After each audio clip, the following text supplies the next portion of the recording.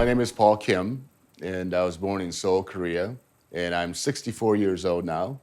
In 1966, our family immigrated to the US. We moved to St. Paul, Minnesota, and it was always my dad's dream to come to America. I mean, he would always say, America is like the land paved with gold. The neighborhood that we lived in, it was very diverse and very poor and tough. I went to a Catholic school called Cathedral Elementary School. I was a pretty good student. I excelled in math, naturally. And finally, in sixth grade, my dad had a full-time job then, and he was working for the railroad. And we moved to a suburb called White Bear Lake. And I thought I died and went to heaven. It was so clean. Everybody was white. Seventh grade, it was junior high. And I remember my dad calling me in, and he said he had a very serious conversation with me. And he said, you know, beginning seventh grade, all your grades count toward college.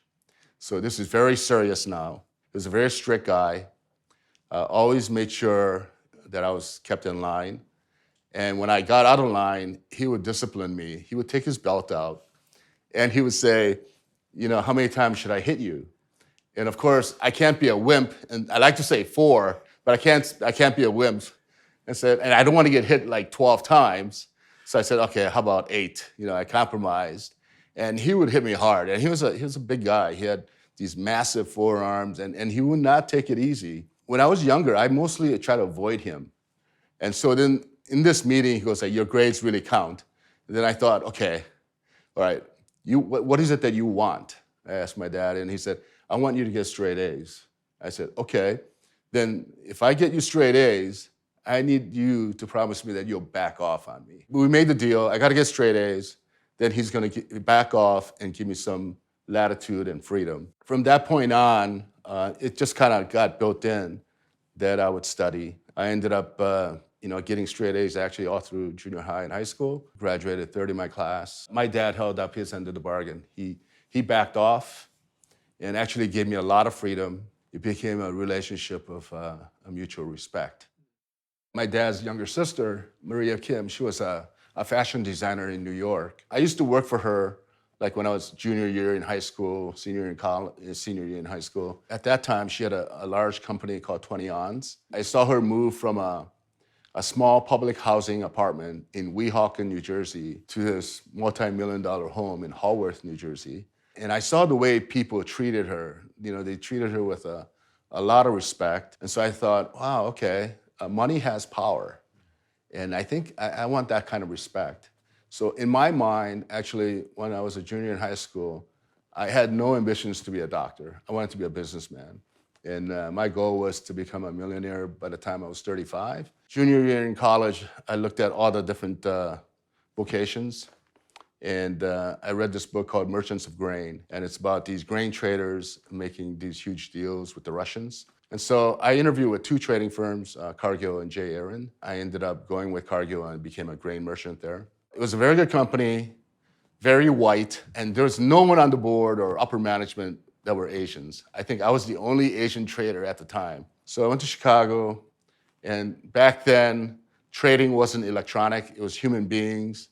On a huge floor, yelling and screaming at each other, hand signals, spitting at each other. Sometimes they get in fights. I worked for Cargill there for about 2 years, a little less than 2 years. And my boss at the time, the guy I would talk to on the phone all the time, was probably the best trader at Cargill, but he was just tough. We had this large position, and I was able to help him guide through it, manage it. And I told him I can control the other traders, and they were able to make a lot of money. And he said, what do you want to do next? And I said, well, I want to be an international trader. I want to go to Europe or go to Asia, one of the two. And then a couple of days later, he said, okay, you're going to go to Portland, and you're going to trade cargoes full of corn and soybeans to the Far East.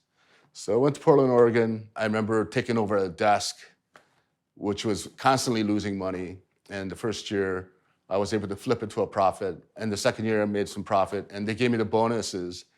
And I remember telling the vice president there, you know, I have to make some money. He goes, Paul, you already make money. I said, I have to make some real money. I ended up leaving after 2 years in Portland and about 6 years with Cargill. I had a promise of a job with this early hedge fund managing guys, these two guys, and they were the big traders back then. I went to Chicago, met with him, and then he gave me this long speech that he was a coke addict. He's in therapy, and he really can't hire anyone now. So I get there. I was recently married, and I said, okay, what am I going to do now? So then I found some of the friends that I made, and they gave me a job. Didn't pay much, but it kept me going for a little bit. I borrowed $5,000 from my credit card and $5,000 from my sister's credit card, and with 10 grand, I opened a trading account. And back then, the costs were really, really low. And so I could rent a full seat, be on the floor and trade. It was really rough going for 6 months, to a point where, like, out of my shame, my dad had to support me. I think he sent me $1,200 a month,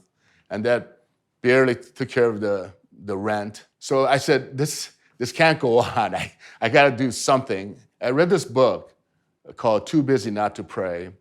It was written by Bill Hybels. There in that book, he attributed all his success to prayer. So I said, okay, I'm going to do something. I'm going to change. And so from that point on, every night I would go to this walk-in closet, and I would listen to praise music, and I would read the Bible, and then I would write out my prayers. And this happened for 10 years in a row, for an hour every night. But from the moment I started doing that, I actually started making money in trading. Then a year and a half later, I was trading. And trading is, there's a lot of people around you, and there's a lot of noise, a lot of ambient noise. And all of a sudden, I felt something pressing against my right cheek. So I'm thinking, like, who's this guy pushing against me? And I look over, and there was nobody there.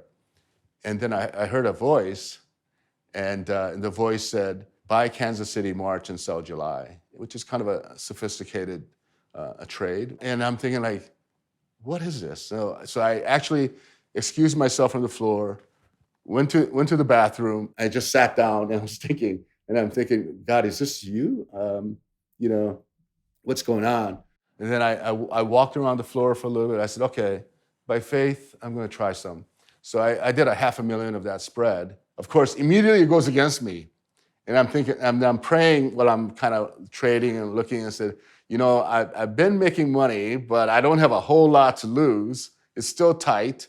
What's going on? So I was kind of complaining. And the voice came back and said, calm down, do some more. So I did another $500,000. So I had $1 million of the spread. And in about 5 days, I ended up making like $700,000. And that gave me the real cash to really start trading.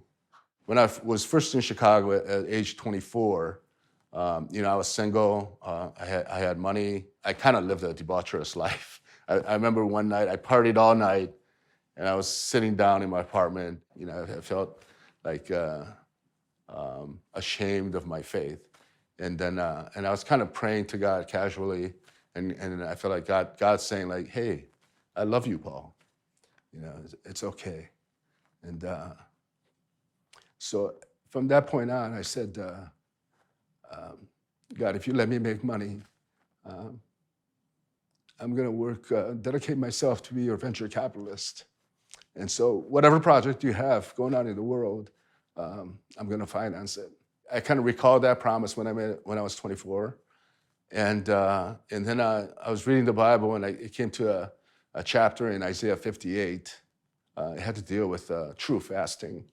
And it says, putting on sackcloth and putting ashes on your face is not the type of fasting that I'm looking for. But real fasting for me, real worship, is feeding the hungry, sheltering the homeless, and helping your brothers, your flesh and blood, and loosening the chains of injustice. At that time, I was wondering if I should get involved in helping North Korea in their famine situation or not.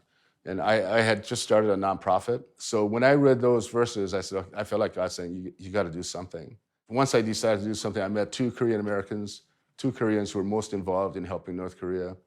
And I ended up meeting this Korean Chinese woman, and she helped me buy carloads of rice and wheat and corn from China and rail it into Pyongyang. I was working with a pastor of a large church in South Korea.